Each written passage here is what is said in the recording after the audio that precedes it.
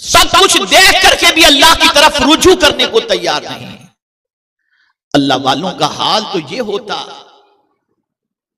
कि हल्की सी कोई चीज हो जाती तो फौरन वो अल्लाह की बारगाह में तौबा करते दिखाई देते, बल्कि कभी गुनाह का ख्याल या तसव्वुर आ जाता तो अल्लाह की बारगाह में तौबा करते। मैं आपको एक वाकया बताऊं। एक बुजुर्ग फरमाते हैं कि एक ख्याल ने मुझे बड़ा गमगीन कर दिया, बहुत गमगीन कर दिया। और फरमाते हैं वो ख्याल ये था कि मेरी उम्र कमोबेश 60 साल के करीब की। तो एक दिन बैठे बैठे मैंने सोचा कि अगर दिन में सिर्फ मैंने एक ही गुनाह किया हो, दिन में अगर मुझसे एक ही गुनाह सरजद हुआ हो तो 360 दिन या 65 दिन के एतबार से साल के 360 या 65 गुनाह हुए। तो अब 60 साल के गुनाह को मैं अगर देखूं तो कितने गुनाह हुए। अब इतने गुनाहों को लेकर मैं खुदा के सामने हाजिर कैसा होगा, कैसे खड़ा होऊंगा। बस ये तसव्वुर आया और ये ख्याल आया, इस ख्याल के आगे ही कि अल्लाह के सामने मुझे हाजिर तो होना ही है, पलटना तो है ही, आज नहीं तो कल, जिंदगी में नहीं तो मरने के बाद उसकी तरफ तो पहुंचना है। मैं उसको मुंह कैसे दिखाऊंगा, इस तसव्वुर के आगे ही गिर पड़े और उनकी रूह परवाज कर गए, परवाज कर गए। आज कभी हमें यह ख्याल आता है, हमारी तो कोई चीज या कोई मर जाए हमारे रिश्तेदारों में तो हम इन्ना लिल्लाहि व इन्ना इलैहि राजिऊन पढ़कर ये कह देते हैं कि हम अल्लाह के लिए और लौट कर उसी की तरफ जाना है। लेकिन कभी ये ख्याल नहीं आता कि हमने भी लौटना है उसकी तरफ। अगर जीते जी नहीं लौटे तो मरने के बाद तो लौटे जाएंगे। और फिर यहां देखिए अंदाज कुरान का, राजिऊन फरमाया, पलटने की बात कही गई, लौटने की बात कही गई। पता चला हम यहां पर आर्जी तौर पर हैं, ये हमारी मुस्तकिल जगह नहीं है। हम जहां आए हैं पलटकर उसी तरफ जाना है, अल्लाह की तरफ से आए और अल्लाह की तरफ पलटना है। बड़ा नफीस नुक्ता मैं आपको समझा दूं, अगर पूरी तकरीर जहन में रहे तो ठीक है, वरना अगर ये नफीस नुक्ता आपने जहन के अंदर महफूज कर लिया तो मैं उम्मीद करता हूं कि इंशाअल्लाह अज़ीम आपकी सोच में काफी तब्दीली पैदा होगी। अल्लाह क्या चाहता है? वो ये चाहता है कि मेरे बंदे, जैसा बेगुनाह मैंने तुझे दुनिया में भेजा था, मैं चाहता हूं तू पलट कर भी जब मेरे पास आ तो तेरे दामन में कोई गुनाह का धब्बा ना हो। बस ये वो चाहता है, वो सिर्फ ये चाहता है जब तू पलट कर आ तो तेरे दामन पर गुनाहों का धब्बा ना हो। मेरे प्यारे आका सल्लल्लाहु अलैहि वसल्लम के प्यारे दीवानों, अब वो लोग जो अल्लाह की फरमाबरदारी में पूरी जिंदगी गुजारते हैं और नेकियों में जिंदगी गुजारते हैं, तो जिस तरीके से आयत में मैंने आपको सुनाया कि व अनीबू इला रब्बिकुम फरमाया गया, अपने रब की तरफ लौटो। अब जब कोई बंदा जिंदगी ही में अल्लाह की तरफ लौट जाता है, उसकी बंदगी की तरफ पलट आता है, उसकी इबादत की तरफ पलट आता है और पूरी जिंदगी उसके दिमाग में एक ही तसव्वुर रहता है, मुझे रब ने पैदा किया, मुझे उसकी बंदगी करनी है और उसकी इताअत करनी है। अब जब पूरी जिंदगी वो इस तरह से गुजारता है तो मरते वक्त अल्लाह मुज़दए जां फज़ा सुनाता है, या अय्यतुहन नफ्सुल मुतमइन्ना इरजिई इला रब्बिक। यहां भी फरमाया तेरे रब की तरफ लौटा, इसलिए कि जिंदगी पूरी तूने मेरी रजा में गुजार दी, अब कहीं और तू नहीं जा रहा, मैं तुझे बुला रहा हूं, आ जा तू अपने रब की तरफ। जो दुनिया में पलट कर अल्लाह की तरफ गए उन्हें अल्लाह बुलाता भी है आखिरत के अंदर, तो अपनी तरफ कहकर बुलाता है कि मैं कोई और नहीं, तेरा रब ही हूं, पलट कर आ जा अपने रब की तरफ। और फिर मुज़दए जां फज़ा अता कर देता है, फदखुली फी इबादी वदखुली जन्नती, मेरे बंदों में दाखिल हो जाओ और मेरी जन्नत में दाखिल हो जाओ।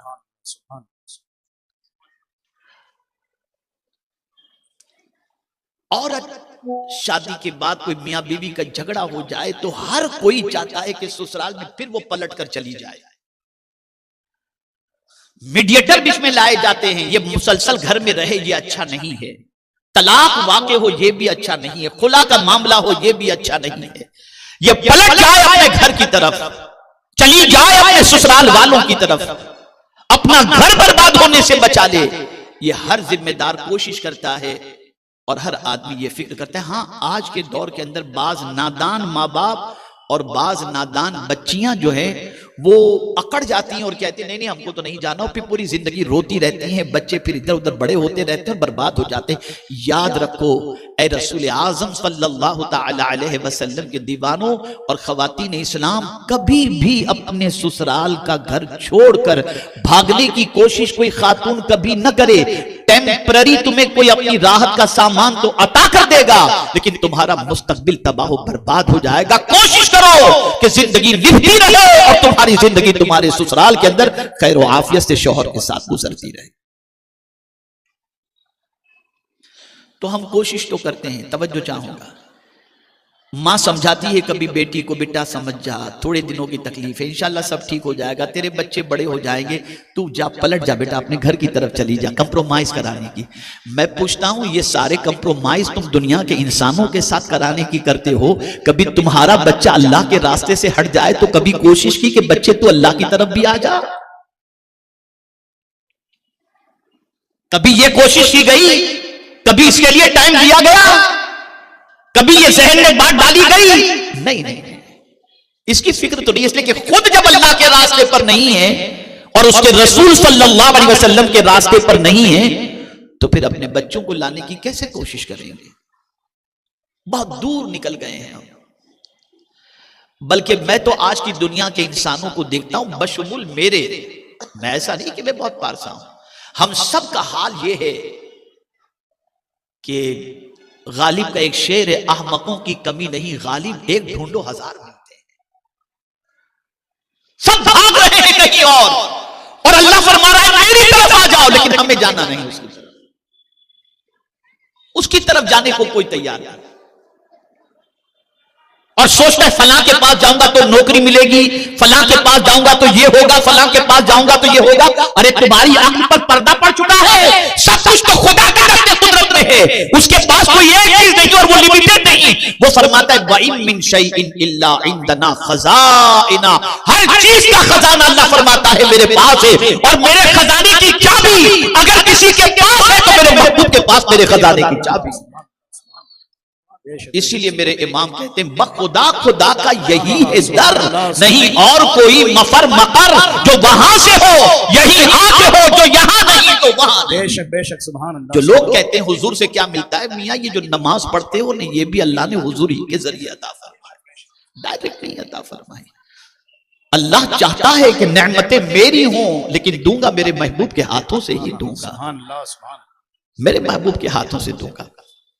तो अर्ज करने का मंशा यह है कि अगर आप और हम ये चाहते हैं कि अल्लाह न करे कोई ऐसा अजाब आए जिसमें कोई मदद करने वाला ना हो। क्या कोरोना में आपने नहीं देखा था कोई मदद करने वाला?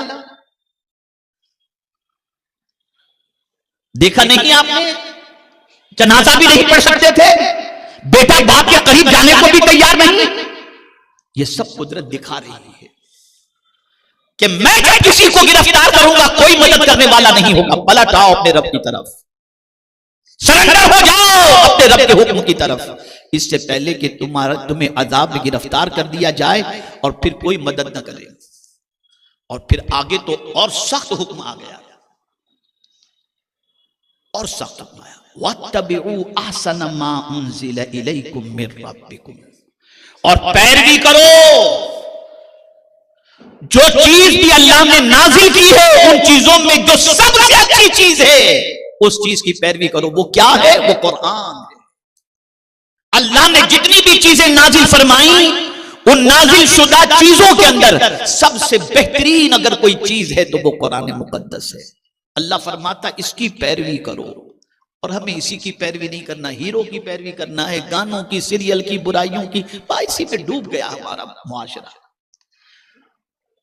अब अगर कोई ये कहे कि मैं माअज़ल्लाह कुरान की पैरवी नहीं करूंगा या रूगर्दानी करे, जैसा कि आज हो रहा है, आज हजार कहा जाए मुसलमानों से कुरान की पैरवी करो। जानते हो कुरान की पैरवी का फायदा क्या है?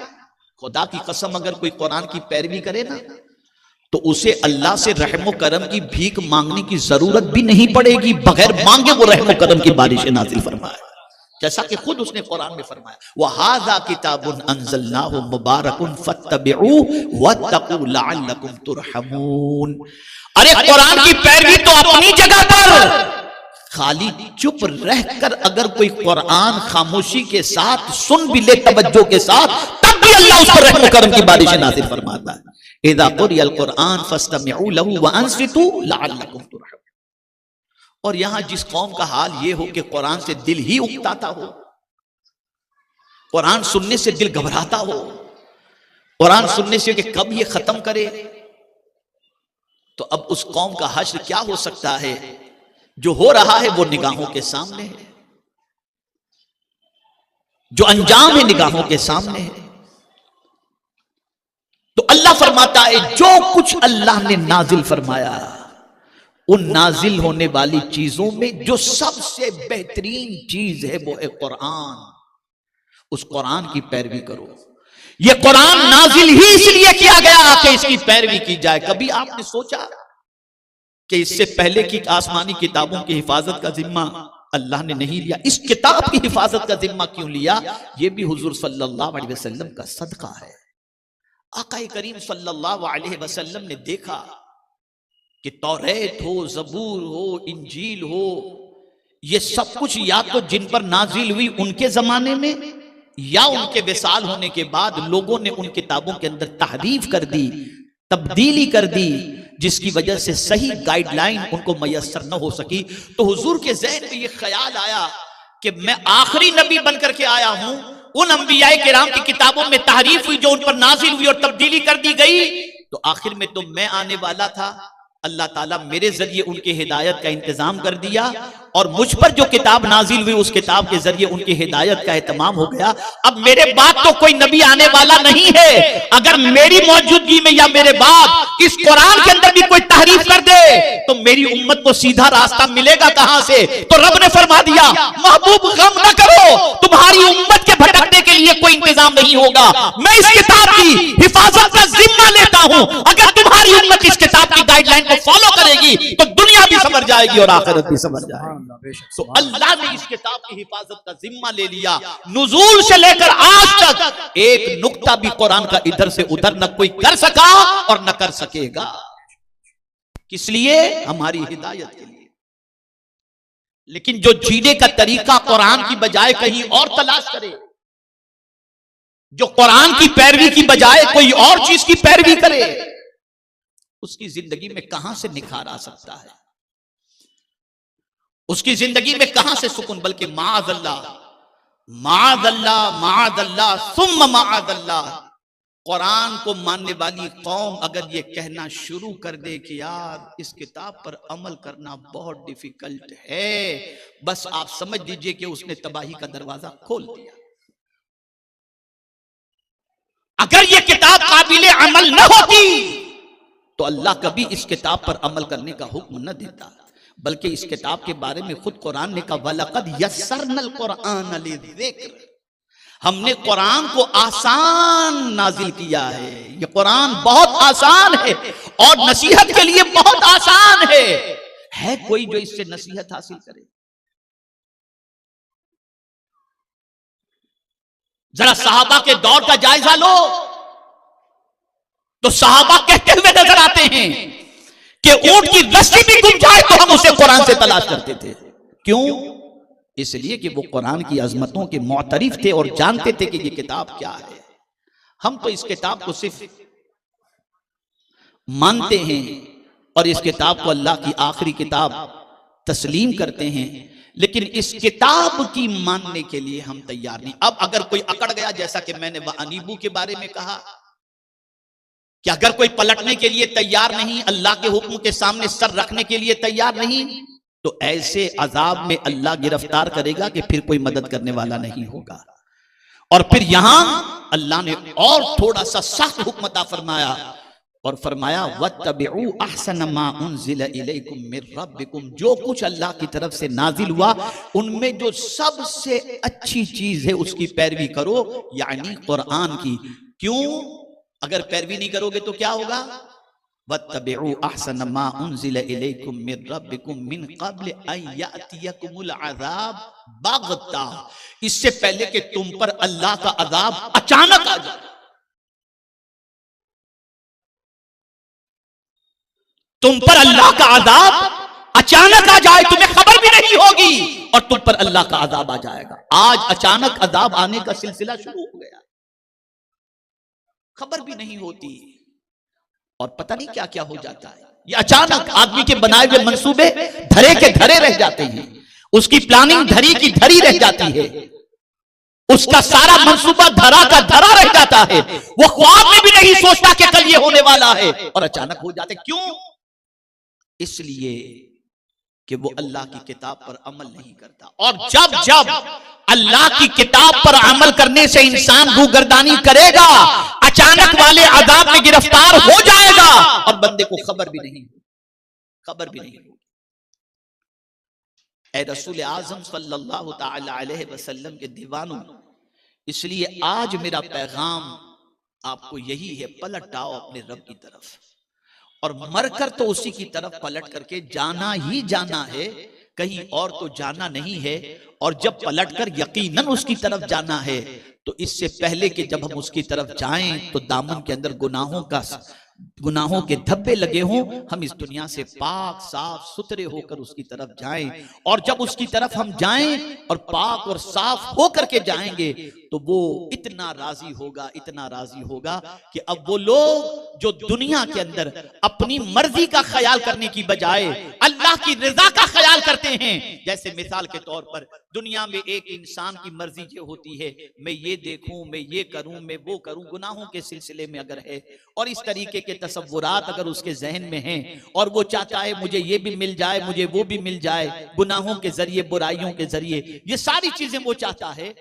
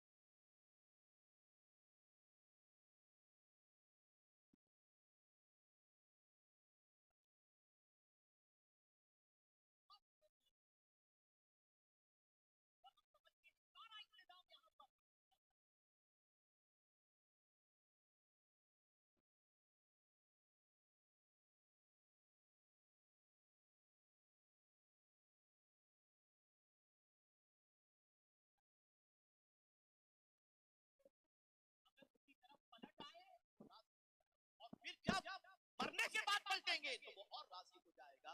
तो ऐ रसूल आज़म सल्लल्लाहु अलैहि वसल्लम के दीवानों, ये इदारे जो कायम ये दावत के फराइज पर काम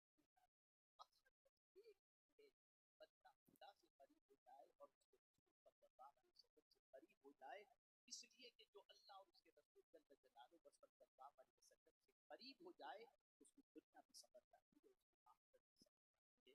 तो अब हम बहुत दूर निकल गए थे, बहुत दूर। देखें, अगर कोई अल्लाह की तरफ बहुत करीब हो गया है लेकिन अगर हम देखें तो हम बहुत जा रहा है खुदा और खुदा कहां कहां है? अल्लाह फरमाता है पलट आओ, आ जाओ, उन रास्तों पर चलो जिन रास्तों पर चलने के बाद खुदा का कुर्ब नसीब होता है। और याद रखो, जब अल्लाह की तरफ पलटोगे तो अल्लाह रहमान और रहीम है, करीम है, पालनहारे हकीकी है, माबूद बरहक है, अरहमुर राहिमीन है। जब उसकी तरफ बंदा पलटता है तो उसकी रहमत भी अपने बंदों को अपने आगोश में ले लेती है। ऐ रसूल आज़म सल्लल्लाहु अलैहि वसल्लम के दीवानों, सुन्नी दावत इस्लामी से अपने बच्चों को वाबस्ता करो, खुद अपने घर के माहौल को दीनी बनाओ। हम ऐसे दौर में कदम रख चुके हैं जहां पर ईमान की हिफाजत बहुत कठिन से कठिन होती जा रही है, माहौल बद से बदतर होता जा रहा है, मुआशरा तबाही के दहाने पर पहुंच चुका है, लोगों का ताल्लुक खुदा से भी कमजोर हो रहा है, उसके रसूल सल्लल्लाहु अलैहि वसल्लम से भी कमजोर हो रहा है, कुरान से भी कमजोर हो रहा है, दीन से भी कमजोर हो रहा है। खुदा के लिए अल्लाह से ताल्लुक को मजबूत करो, अल्लाह के रसूल सल्लल्लाहु अलैहि वसल्लम से ताल्लुक को मजबूत करो, दीन से ताल्लुक को मजबूत करो, कुरान से ताल्लुक को मजबूत करो, अपनी औलाद का ताल्लुक भी दीन से मजबूत करो।